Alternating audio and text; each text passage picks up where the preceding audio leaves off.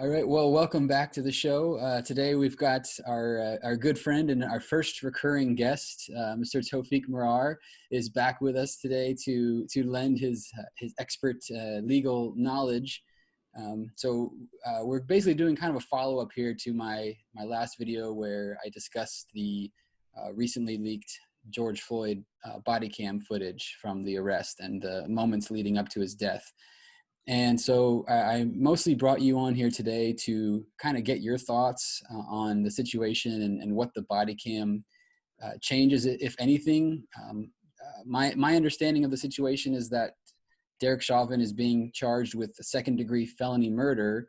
And from what I saw on the camera, nothing really changes that to me. What was your thoughts on the Well, footage? we saw the body camera. We saw the police approach George Floyd in his vehicle, him plead that he doesn't want to be arrested, them take him out. He was handcuffed pretty quickly after he was taken out. He wasn't physically he was not really physically fighting the arrest.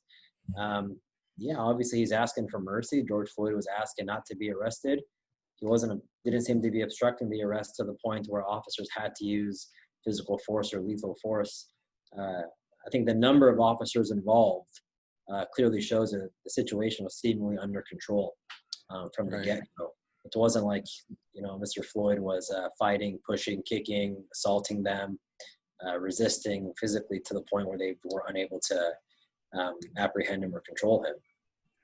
Right. So in regards to the second-degree felony murder charge, and correct me if I'm not understanding this right, but from what I'm reading on Minnesota law, it doesn't require intent to murder for a felony murder charge. In this case, it has to be some kind of action, like in this sense, an assault, which could reasonably be expected to lead to a death. And then if the death happens, Yeah.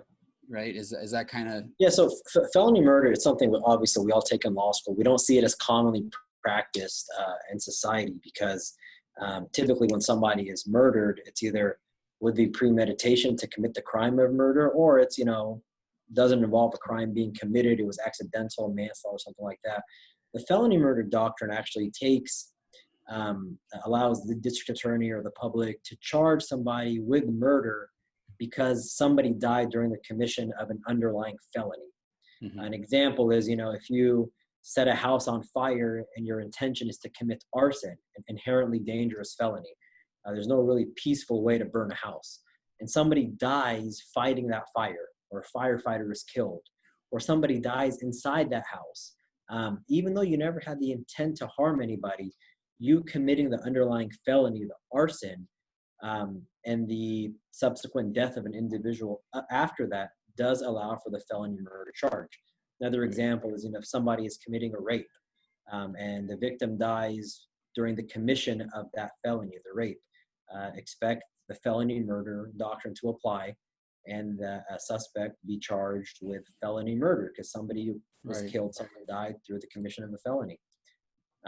On the alternate side, if it's a non-inherently violent felony, if I'm breaking into somebody's garage when nobody's home, or I'm shoplifting an expensive product and somebody dies during that event, I'm not committing an inherently dangerous felony by shoplifting or maybe breaking in through a window when nobody's home. Therefore, the felony murder charge would not apply, or that doctrine wouldn't apply. But the essence here, what they're doing is district attorney's office and the prosecutors are trying to show that the assault, the underlying inherently dangerous felony, the assault committed by Officer Derek Chauvin, led to the death of George Floyd. While there was no intent to, take George Floyd's life, cause his death, there was an intent to commit the inherently dangerous, felonious act, the assault by Officer Chauvin. Right, and that's at least what the state is going to try to prove. That's what they're going to try to prove. That's what they're going to try to prove. So would you say that based on my assessment of the situation in my last video that I was reaching in any way? Because my position is that I don't think that Derek Chauvin is being overcharged, and I don't think that the body cam footage does anything to change that, because as you said, the moment of him being detained, and then the 8 minutes and 46 seconds later, he had plenty of time to assess what he was doing and weigh the gravity. I mean, the the autopsy report saying that his back was broken. One of the reports is that he died of asphyxiation. The other one being that he died of the massive pressure to the back. Either way, it's Chauvin's actions that lead to his death. I think what we have to look at is whether Officer Chauvin was whether he's guilty of that felony. Is he guilty of the assault on George Floyd? Right. Did he have the intent to commit the assault? And to successfully charge him with felony murder, you have to prove that the underlying felony is what the officer is culpable for. Now, if Officer Derek Chauvin is culpable for the felony of assault, once you check that box, then you could say, all right, George Floyd died as a result of this assault. Can we tack on the felony murder? They're charging him with a second degree, meaning that maybe he didn't have the intention to commit the assault. It wasn't premeditated. He didn't really scope out George Floyd, in the streets. So it's possible the second degree charge is the right charge. People are saying it's an overcharge because he never had the intent to kill the person, to kill George Floyd. People are saying it's an undercharge. Actually, right. They should have won first degree because he was acting so reckless and so with such a depraved mentality. We'll see if the charges pan out. We'll see how the jury responds to it. Expect Officer Chauvin to really fight this, and expect the prosecution to really prosecute it vigorously. Right. It's interesting because this case is, as you mentioned, felony murder specifically is something that's not necessarily fully understood by the general public. I actually didn't fully understand until I read more on this particular case and the distinction between second degree murder and second degree felony murder. You brought to my attention another case that I also didn't know about, happened a little while ago, but did you want to touch on that? Because I think it's a very interesting example. Yeah, felony murder is a doctrine or a tool used by prosecutors often to really hold people responsible because somebody died as a result of their crime, even if their crime was not explicitly murder or manslaughter or homicide. There's a case in Florida where we had a robbery, a home invasion, I believe it was. They broke into a house. 3 individuals did. During the burglary into the house, the homeowner actually, Florida's a stand your ground. You can protect your home. The homeowner opened fire and ended up killing one of the intruders. What the prosecutor did at that time was he said, hey, this was a burglary into a house. It's inherently dangerous. They were armed, I believe it was. And they held the other intruder responsible for the death of their co-conspirator. Because had it not been for them committing that felony, the third gentleman would not have died. Very unique doctrine, very unique application of this. People thinking that's really reaching, but the way the laws are written in many states throughout the country, they do allow for the prosecution, the application of these laws, because if you look at what's the black and white of the law, a felony was committed without question of the home invasion and the break and entering of the home, the burglary, no question about that. Somebody died as a result of that. And I guess you got to connect the two. Was that death, had it not been for that burglary, would that death have not occurred?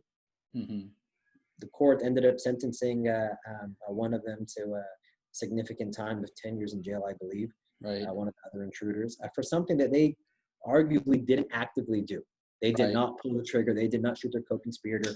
But had it not been for their underlying felony, that inherently dangerous felony of the burglary to the house, their third person would not have been killed. So looking into this, you'll see that felony murder is commonly used when this fact pattern arises. Right. The situation in George Floyd's case is an example of that. We'll see how it plays out down the road. It's really interesting. I was glad that you gave me that example of what happened in Florida, because it really does paint a good sort of tangible picture of how it can be applied, like you said, and it helps to shed some light onto the situation, because I think the big commonality between these two cases is that I think it is a reasonable belief that those actions could conclude with somebody dying, armed robbery or armed burglary. And of course, if you're a tactically trained law enforcement officer, you should know, especially if a person is telling you they can't breathe and they're telling you they're having an anxiety attack, his death should be reasonable assumption to make. If not, then maybe you're not a very well trained officer. Our experience is we've rarely seen it charged against law enforcement. Either it's clear cut and dry, they had the intention to kill somebody, or they did not have the intention to kill somebody. Right. This is the unique application. Again, it's a unique application of how the felony murder doctrine will be applied against Officer Chauvin, because we're going to see, is the court going to find that he had the intention to continuously commit this assault against George Floyd? Is this assault? Does it check the boxes of being inherently dangerous the way he did it? And if he is convicted and found that he did commit that assault, a felony, then you look at phase two. Is that murder something that can stick as a result? So the jury's not out yet because it hasn't reached a jury yet. Obviously, it hasn't even reached any court level yet. This is the preliminary part of the charge. So we'll see how it plays out down the road. Yeah, well, I really appreciate you jumping on here with me, and I know you've got things to do. You're in the office, and you've got bigger and better important things to get to. No, never. Anytime, I'm happy for calling out. I was here to help, Chris. Don't worry, I was here to chat. Yeah, I appreciate it. Let's do this again. It's always good to have your legal expertise to kind of back me up a little bit when I need it. Anytime. Well, there's expertise on both sides, but anytime I'm here to help. Thanks a lot. All right. You too. Bye. Well, I really appreciate Tawfiq joining me again, and forgot to do my sign off, so we're going to jump on that right now. I appreciate you all for checking me out once again. I will be catching up with you very soon. Remember, don't be afraid to question the consensus.